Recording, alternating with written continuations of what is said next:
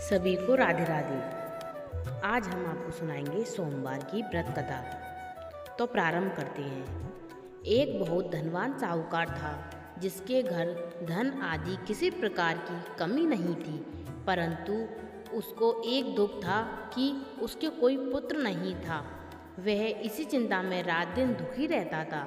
वह पुत्र की कामना के लिए प्रति सोमवार को शिवजी का व्रत और पूजन किया करता था तथा सायंकाल को शिवजी के मंदिर में जाकर दीपक जलाया करता था।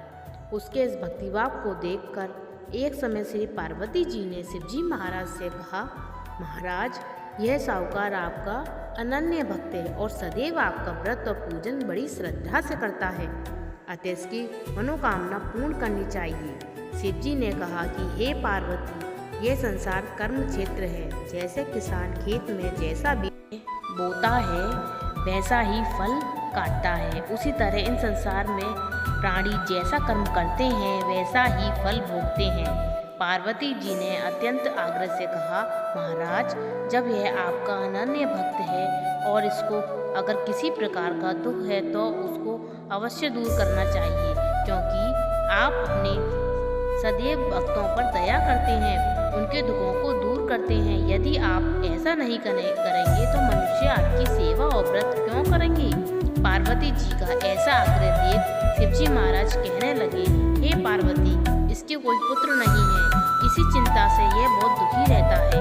इसके भाग्य में पुत्र ना होने पर भी मैं इसको पुत्र की प्राप्ति का वर दूंगा, परंतु वह पुत्र केवल 12 वर्ष तक ही जीवित रहेगा। इसके पश्चात वह मृत्यु को प्राप्त हो जाएगा। इससे अधिक मैं और कुछ इसके लिए नहीं कर सकता। यह सब बातें साहूकार सुन रहा था। इससे उसको ना ही कुछ प्रसन्नता हुई और ना ही कुछ दुख हुआ। वह पहले जैसा ही शिवजी महाराज का व्रत और पूजन करता रहा।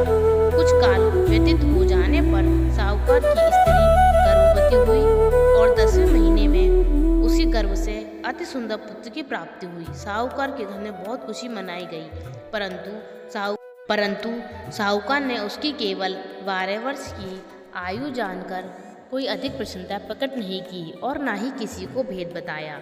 जब वह 11 वर्ष का हो गया तो उस बालक की माता ने उसके पिता से विवाह आदि के लिए कहा, तो वह साहूकार कहने लगा कि मैं अभी इसका विवाह नहीं करूँगा और अपने पुत्र को काशी जी पढ़ने के लिए भेजूंगा। फिर साहूकार ने अपने बालक के मामा को बुलाया और उसको बहुत सा धन देकर कहा कि तुम इस बालक को काशी जी पढ़ने के लिए ले जाओ और रास्ते में जिस स्थान पर जाओ वहाँ यज्ञ करते और ब्राह्मणों को भोजन कराते हुए दक्षिणा देते हुए जाना।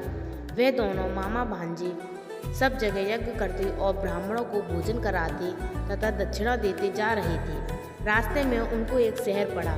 उस शहर में राजा की कन्या का विवाह था, परंतु जो राजकुमार विवाह कराने के लिए आया था वह एक आंख से काना था। उसके पिता को इस बात की बड़ी चिंता थी कि कहीं वर को देख कन्या के माता पिता विवाह में किसी प्रकार की अड़चन पैदा न कर दें। इस कारण जब उसने अति सुंदर सेठ के लड़के को देखा तो मन में विचार किया कि क्यों न दरवाजे पर इस लड़के से वर का काम ले लिया जाए। ऐसा विचार कर वर के पिता ने उस लड़के और उसके मामा से बात की तो वे राजी हो गए। फिर उस लड़के को वर के कपड़े पहना तथा घोड़ी पर चढ़ा दरवाजे पर ले गई और सब कार्य संपन्नता से पूर्ण हो गया। फिर वर के पिता ने सोचा कि यदि विवाह कार्य भी इसी लड़के से करा दिया जाए तो क्या बुराई है। ऐसा विचार कर लड़के और उसके मामा से कहा, यदि आप फेरों और कन्यादान का काम भी करा देंगे तो आपकी बड़ी कृपा होगी और हम इसके बदले में आपको बहुत सा धन देंगे। उन्होंने स्वीकार कर लिया। विवाह कार्य बहुत अच्छी तरह से हो गया, संपन्न हो गया। परंतु जिस समय लड़का जाने लगा तो उसने राजकुमारी की चुंदरी के पल्ले पे लिख दिया कि तेरा विवाह तो मेरे साथ हुआ है, परंतु जिस राजकुमार सब के साथ तुमको भेजेंगे वह एक आंख से काना है और मैं तो काशी पढ़ने जा रहा हूँ। लड़के के जाने के पश्चात राजकुमारी ने जब अपनी चुंदरी पर ऐसा लिखा हुआ पाया तो उसने काने राजकुमार के साथ जाने से मना कर दिया और कहा कि यह मेरा पति नहीं है, मेरा विवाह इसके साथ नहीं हुआ है। जिसके साथ मेरा विवाह हुआ है वह तो काशी जी पढ़ने गया है। राजकुमारी ने के माता पिता ने अपनी कन्या को विदा नहीं किया और बारात वापस चली गई। उधर सेठ का लड़का और उसका मामा काशी जी पहुँच गए। वहाँ जाकर उन्होंने यज्ञ करना और लड़के ने पढ़ना शुरू कर दिया। जब लड़के की आयु 12 वर्ष की हो गई, उस दिन उन्होंने यज्ञ रच रखा था। लड़के ने अपने मामा से कहा, मामा जी आज मेरी तबीयत कुछ ठीक नहीं है। मामा ने कहा, अंदर जाकर सो जाओ। लड़का अंदर जाकर सो गया और थोड़ी देर में उसके प्राण निकल गए। जब उसके मामा ने आकर देखा तो वह मृत पड़ा है, तो उसको बड़ा दुख हुआ और उसने सोचा, अगर मैं अभी रोना पीना मचा दूंगा तो यज्ञ का कार्य अधूरा रह जाएगा। अतः उसने जल्दी से यज्ञ का कार्य समाप्त कर ब्राह्मणों के घर जाने के पश्चात रोना पीना आरंभ कर दिया। संयोगवश उस समय शिवजी महाराज और पार्वती जी उधर से जा रहे थे। जब उन्होंने जोर जोर से आवाज़ सुनी, रोने की आवाज़ सुनी, तो पार्वती जी कहने लगी कि महाराज कोई दुखी हो रहा है, कोई दुखी होकर रो रहा है, उसके कष्ट दूर कीजिए। जब से पार्वती ने पास जाकर देखा तो वहाँ एक लड़का मृत था। पार्वती जी कहने लगी कि हे महाराज, यह तो उसी शेर का लड़का है जो आपके वरदान से हुआ था। शिवजी ने कहने लगे कि पार्वती जी इसकी आयु इतनी सी सो भोग चुका। जब पार्वती जी ने कहा कि महाराज यह इस बालक को और आयु दो, नहीं तो उसके माता पिता तरह तरह कर मर जाएंगे। पार्वती जी के बार बार आग्रह करने पर शिवजी ने उनको जीवन वरदान दिया और शिवजी महाराज की कृपा से लड़का जीवित हो गया। सिर्फ पार्वती कैलाश चली गई। शिक्षा पूर्ण होने पर वह लड़का और मामा उसी प्रकार यज्ञ कराते और ब्राह्मणों को भोजन कराते तथा दक्षिणा देते अपने घर की ओर चल पड़े। रास्ते में उसी शहर में आए जहाँ उसका विवाह हुआ था।